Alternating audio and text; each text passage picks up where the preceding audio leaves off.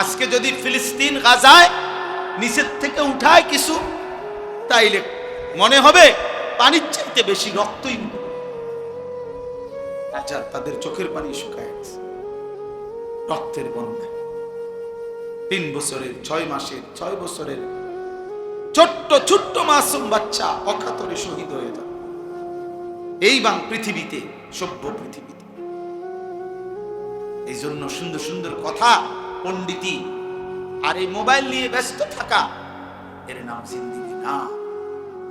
আল্লাহর সাথে গভীর সম্পর্ক, শিরিক মুক্ত ঈমান, আল্লাহর ইবাদত, বন্দিগি, এটাই আমাদের মূল দিন।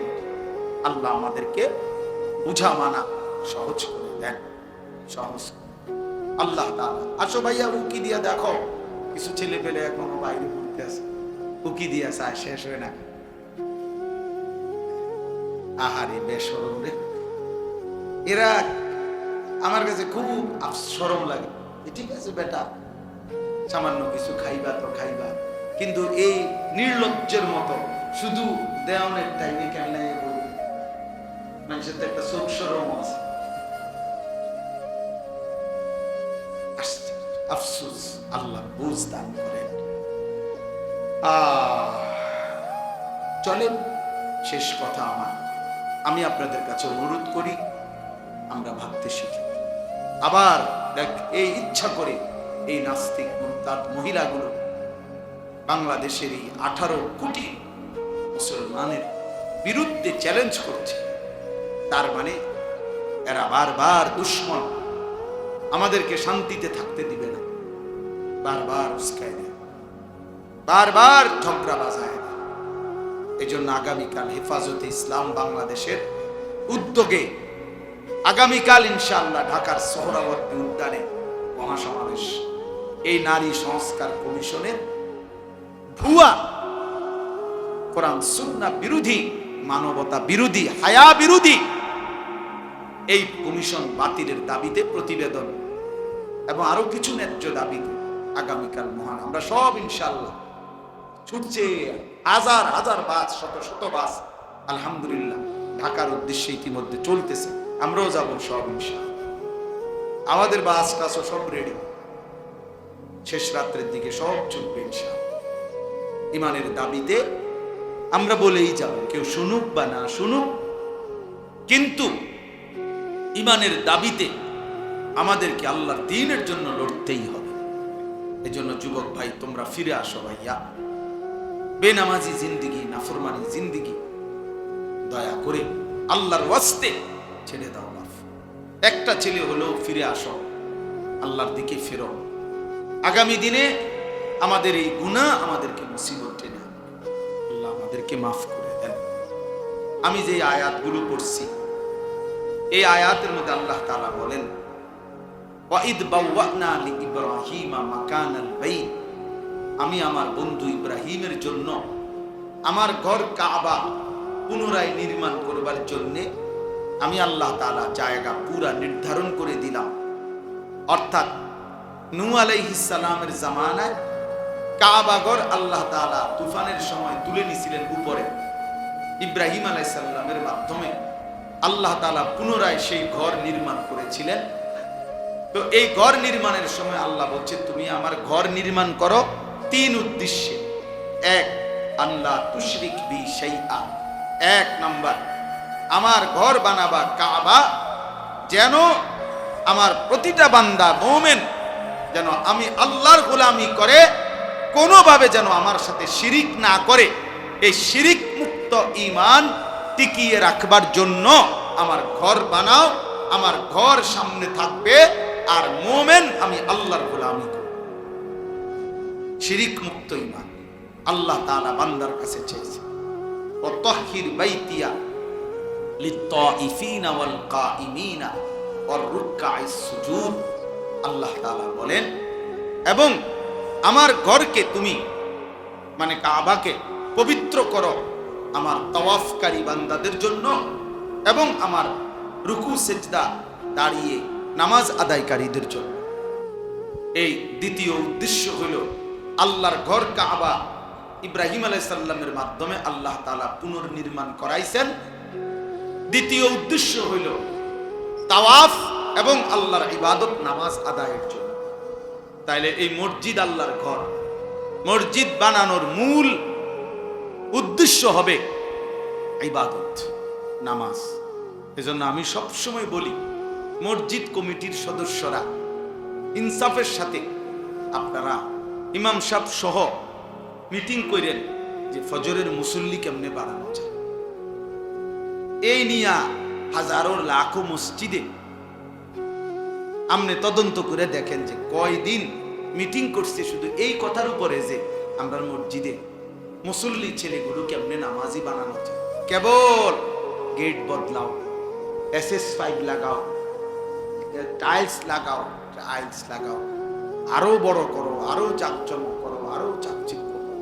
টাইলস লাগাইতে পারে না সভাপতি, সেক্রেটারি, কেশিয়ার, কমিটি, তার আর পুরা শোল্ডার মধ্যে যদি টাইলস লাগান যাইতো, কারণ আছে তো না লাগাইতো, টাকাও আছে, টাইলসও আছে। কথা বুঝেন?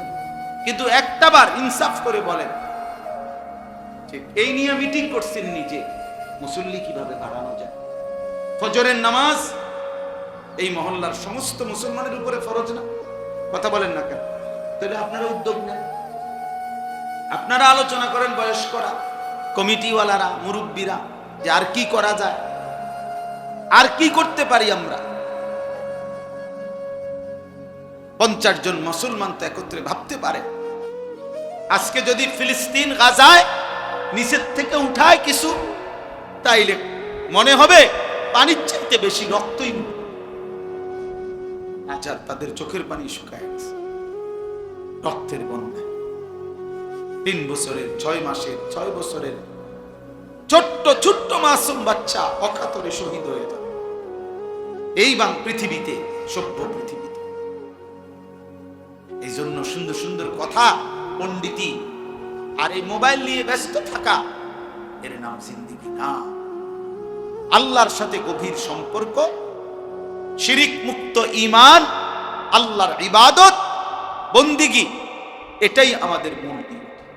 আল্লাহ আমাদেরকে বুঝা মানা সহজ করে দেন, সহজ। আল্লাহ তাআলা, আসো ভাইয়া উকি দিয়া দেখো, কিছু ছেলে পেলে এখনো বাইরে পড়তে আছে, উকি দিয়া চায়, শেষ হয় না। আহারে বেশরম রে, এরা আমার কাছে খুব শরম লাগে। ঠিক আছে বেটা, সামান্য কিছু খাইবা তো খাইবা, কিন্তু এই নির্লজ্জের মতো শুধু দেওয়ানের টাইমে কেমনে মানুষের তো একটা চোখ শরম আছে। আফসোস, আল্লাহ বুঝ দান করেন। চলেন, শেষ কথা আমার, আমি আপনাদের কাছে অনুরোধ করি আমরা ভাবতে শিখি। আবার দেখ, এই ইচ্ছা করে এই নাস্তিক মুরতাদ মহিলাগুলো বাংলাদেশের এই 18 কোটি মুসলমানের বিরুদ্ধে চ্যালেঞ্জ করছে। তার মানে এরা বারবার দুশ্মন, আমাদেরকে শান্তিতে থাকতে দিবে না, বারবার উস্কায় দেয়, বারবার ঝগড়া বাজায়।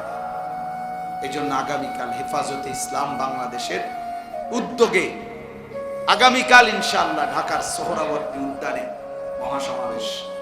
এই নারী সংস্কার কমিশনের ভুয়া, কোরআন সুন্নাহ বিরোধী, মানবতা বিরোধী, হায়া বিরোধী এই কমিশন বাতিলের দাবিতে প্রতিবেদন এবং আরো কিছু ন্যায্য দাবিতে আগামীকাল মহান আমরা সব ইনশাআল্লাহ ছুটছে। হাজার হাজার বাস, শত শত বাস আলহামদুলিল্লাহ ঢাকার উদ্দেশ্যে ইতিমধ্যে চলতেছে। আমরাও যাব সব ইনশাআল্লাহ। আমাদের বাস টাসও সব রেডি, শেষ রাত্রের দিকে সব চলবে ইনশাআল্লাহ। ইমানের দাবিতে আমরা বলেই যাব, কেউ শুনুক বা না শুনুক, কিন্তু ইমানের দাবিতে আমাদেরকে আল্লাহর দ্বীনের জন্য লড়তেই হবে। এজন্য যুবক ভাই, তোমরা ফিরে আসো ভাইয়া। বেনামাজি জিন্দিগি, নাফরমানি জিন্দিগি দয়া করে আল্লাহর ওয়াস্তে ছেড়ে দাও। একটা ছেলে হলেও ফিরে আসো, আল্লাহর দিকে ফেরো। আগামী দিনে আমাদের এই গুনাহ আমাদেরকে মুসিবত টেনে আনবে। আল্লাহ আমাদেরকে মাফ করে দেন। আমি যে আয়াতগুলো পড়ছি, এই আয়াতের মধ্যে আল্লাহ তাআলা বলেন, ওয়াইদ বাওয়ানা লিইব্রাহিমা মাকানাল বাইত, আমি আমার বন্ধু ইব্রাহিমের জন্য আমার ঘর কাবা পুনরায় নির্মাণ করবার জন্য আমি আল্লাহ তাআলা জায়গা পুরা নির্ধারণ করে দিলাম। অর্থাৎ নূহ আলাইহিস সালামের জামানায় কাবা ঘর আল্লাহ তাআলা তুফানের সময় তুলে নিয়েছিলেন উপরে। ইব্রাহিম আলাইহিস সালামের মাধ্যমে আল্লাহ তাআলা পুনরায় সেই ঘর নির্মাণ করেছিলেন। তো এই ঘর নির্মাণের সময় আল্লাহ বলছে, তুমি আমার ঘর নির্মাণ করো তিন উদ্দেশ্যে। এক, আল্লাহ তুশরিক বি শাইআ, এক নাম্বার, আমার ঘর বানাবা কাবা যেন আমার প্রতিটা বান্দা মুমিন যেন আমি আল্লাহর গোলামি করে কোনোভাবে যেন আমার সাথে শিরিক না করে।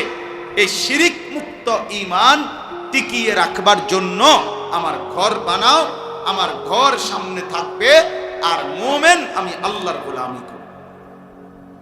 শিরিক মুক্ত ঈমান আল্লাহ তাআলা বান্দার কাছে চেয়েছে।